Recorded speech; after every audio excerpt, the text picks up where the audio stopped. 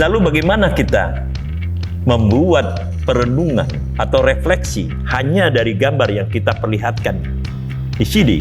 Salah satu yang mungkin bisa kita ungkapkan adalah bahwa betapa nisbinya hubungan-hubungan politik di antara para tokoh, betapa nisbinya atau bersifat sementaranya ya ikatan-ikatan politik yang selama ini terbentuk, yang sekali lagi di belakang atau di dalam benak ya publik Indonesia itu seakan-akan tidak pernah retak.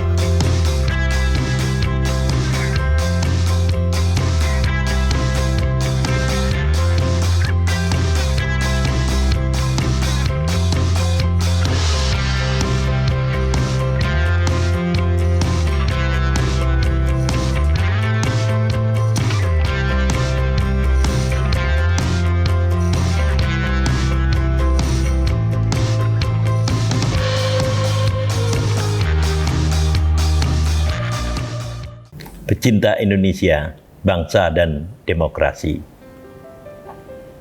Saya sedang memperhatikan sebuah potret dari political event, peristiwa politik, yaitu sebuah foto yang menggambarkan bagaimana Puan Maharani, yaitu ketua Partai Demokrasi Indonesia Perjuangan, sedang berjalan bersama-sama dengan Agus Harimurti Yudhoyono.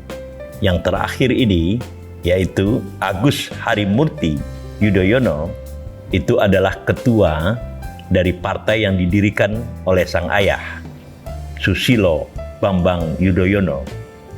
Partainya kita tahu semua adalah Demokrat. Di belakang Puan Maharani itu berjalan dengan gagah Sekjen, Sekretaris Jenderal Partai Demokrasi Indonesia Perjuangan, Hasto Kristianto. Lalu kemudian ada seorang tokoh muda di belakang Agus Harimurti Yudhoyono yang terus terang saya tidak tahu namanya. Gambar ini berkali-kali saya lihat dan berkali-kali kemudian saya berusaha merenungkan apa makna dari pose kedua tokoh politik ini sedang berjalan. Yang perlu ditekankan di sini adalah bahwa pertemuan itu punya setting tersendiri. Pertemuan itu berlangsung pada 18 Juni 2023, tepat 1 tahun yang lalu. Ketika itu, calon-calon presiden dan wakil presiden belum ada yang definitif. Anies Baswedan, walaupun telah dideklarasikan oleh Partai Nasdem, tetap saja posisinya belum definitif karena calon wakil presiden bagi Anies Baswedan itu masih selalu di dalam proses negosiasi. Bahkan ketika gambar ini diambil, sebenarnya Agus Harimurti Yudhoyono telah disebut-sebut sebagai salah satu calon wakil presiden mendampingi Anies Baswedan. Lalu kemudian Muhaimin Iskandar sama sekali belum muncul namanya. Yang kedua, dan ini yang penting, asumsi dasar dari pertemuan ini adalah bahwa Jokowi atau Joko Widodo, Presiden Republik Indonesia 2014-2024 itu masih diasumsikan bagian integral dari Partai Demokrasi Indonesia Perjuangan. Dan karena itu Di dalam konteks ini ada asumsi tersembunyi bahwa hanya partai-partai politik yang dalam dua tanda kutip atau secara resmi berhak mencari calon presiden dan wakil presiden. Nah, di dalam konteks inilah kemudian Puan Maharani diutus atau ditugaskan oleh Ketua Umum Partai Demokrasi Indonesia Perjuangan, yaitu Megawati Soekarnoputri, untuk melakukan serangkaian negosiasi tentang siapa yang akan dijadikan calon presiden bagi tokoh yang akan dipilih oleh Partai Demokrasi Indonesia untuk menjadi presiden. Tentu Ganjar Pranowo itu telah dimuncul-munculkan oleh Partai Demokrasi Indonesia Perjuangan untuk menjadi presiden. Nah, sekarang apa yang terjadi? Yang terjadi pada waktu itu adalah bahwa baik Megawati Soekarnoputri maupun seluruh selagorde Partai Demokrasi Indonesia Perjuangan tak pernah membayangkan bahwa pada akhirnya Jokowi itu melepaskan diri dari kumpulan Partai Demokrasi Indonesia Perjuangan. Karena itu, langkah-langkah yang dilakukan oleh Puan Maharani seperti yang kita lihat di dalam gambar ini, itu adalah langkah yang mungkin dianggap 90% bersifat pasti. Pasti di dalam pengertian lain, ada anggapan apa yang diputuskan oleh Partai Demokrasi Indonesia Perjuangan, itulah yang juga akan menjadi keputusan Presiden Republik Indonesia Joko Widodo. Inilah yang menjadi latar belakang atau setting gambar yang kita bicarakan sekarang ini.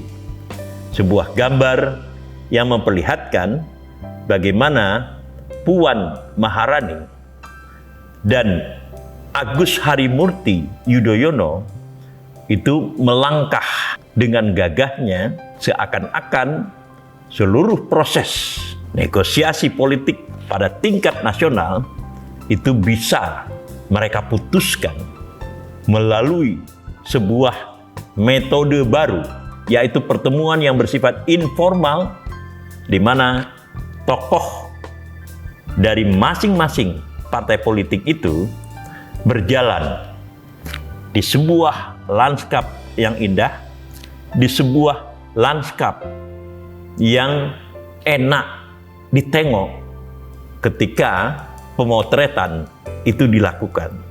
Dan memang kita ketahui bahwa Puan Maharani tidak saja diutus untuk bertemu dengan AHY atau Agus Harimurti Yudhoyono, melainkan juga dengan tokoh-tokoh politik lainnya.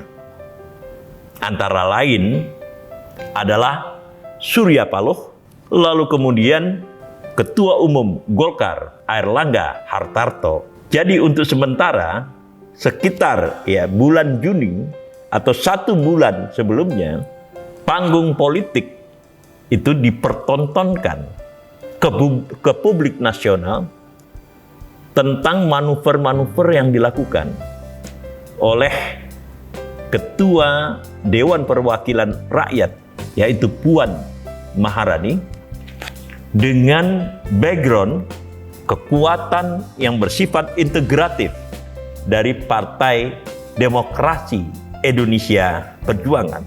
Yang saya maksudkan dengan kekuatan integratif ini adalah bahwa, sekali lagi, asumsi Presiden Jokowi itu akan menyetujui dengan tidak banyak perdebatan tokoh atau pemimpin yang akan diajukan oleh Partai Demokrasi Indonesia Perjuangan. Lalu bagaimana kita membuat perenungan atau refleksi hanya dari gambar yang kita perlihatkan di sini? Salah satu yang mungkin bisa kita ungkapkan adalah bahwa betapa nisbinya hubungan-hubungan politik di antara para tokoh, betapa nisbinya atau bersifat sementaranya ya ikatan-ikatan politik yang selama ini terbentuk, yang sekali lagi di belakang atau di dalam benak ya publik Indonesia itu seakan-akan tidak pernah retak.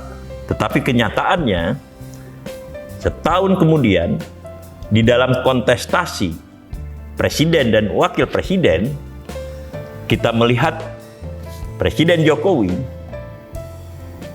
berusaha dan kemudian berhasil melepaskan diri dari pengaruh Partai Demokrasi Indonesia Perjuangan yang telah membuahinya sebagai seorang tokoh nasional yang sampai sekarang ini memegang pengaruh yang kuat.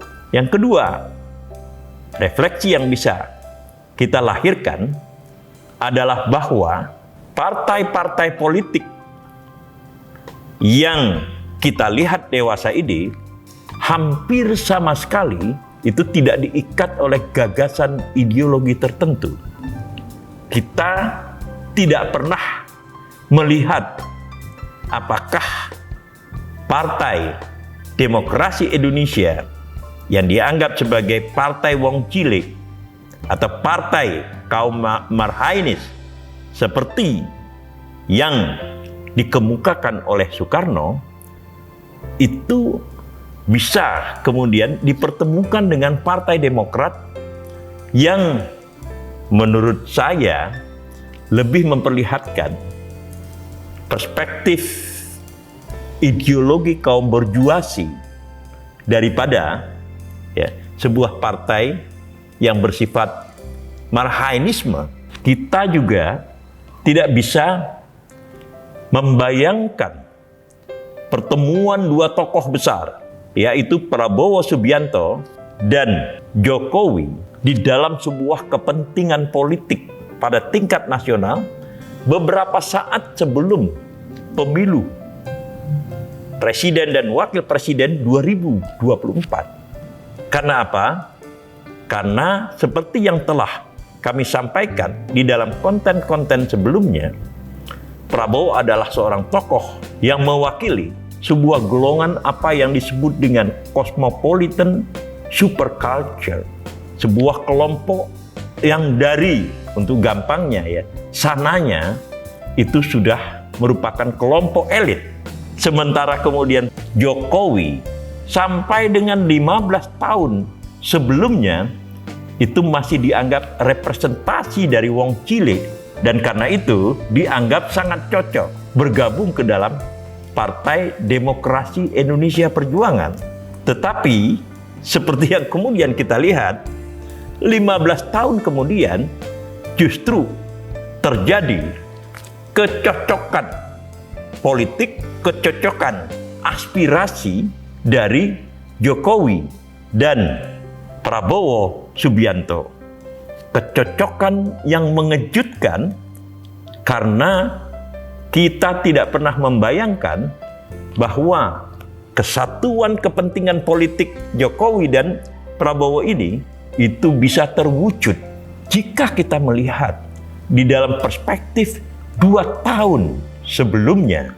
Maka kalau kita kembali kepada gambar di mana Puan Maharani dan Agus Harimurti Yudhoyono berjalan dengan gagah tetapi santai di sebuah taman yang indah ini tadi, itu akan merupakan sebuah jepretan, sebuah gambaran yang tidak ada kaitannya dengan perkembangan politik setelah pemilu presiden dan wakil presiden 2024.